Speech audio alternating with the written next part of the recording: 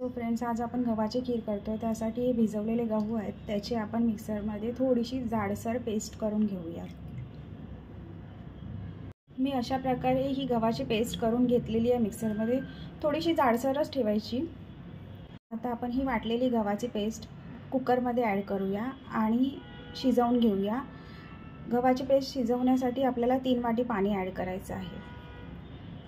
So अशा प्रकारे मी ह्यात 3 वाटी पाणी आणि गव्हाची पेस्ट ॲड केलेली आहे। आता आपण ह्याच्या 3 शिट्ट्या काढून घेऊया।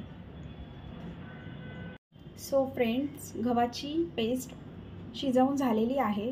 तुम्हाला जर ह्यात पाणी कमी वाटत असेल तर तुम्ही थोडं ह्यात पाणी ॲड करू शकता।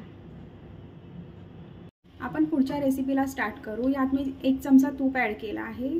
तूप तापल्यानंतर मी त्यात ड्रायफ्रूट्स ॲड करून थोडंसं परतून घेणार आहे।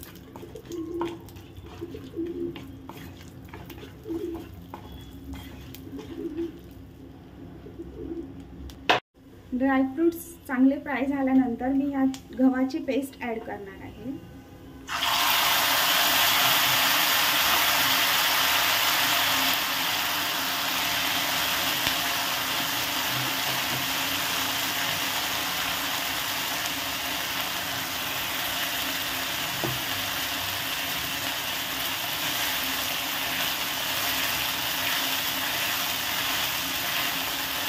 गव्हाच्या पेस्टमध्ये आपण 1 वाटी गूळ ॲड करून 5 मिनिटं शिजवून घेऊ।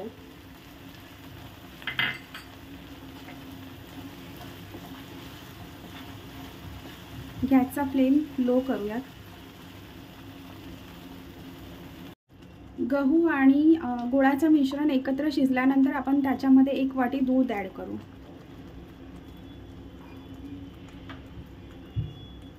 परतवून घेऊ छान।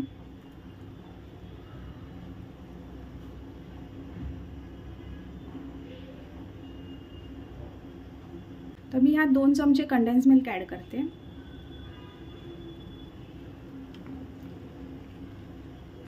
तर थोडीशी वेलची पूड,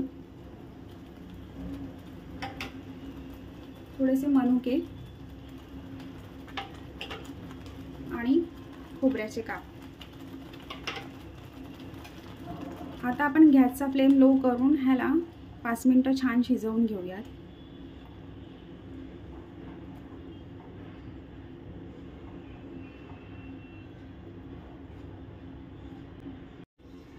सो फ्रेंड्स, आता आपली गव्हाची खीर अशा पद्धतीने रेडी झालेली आहे।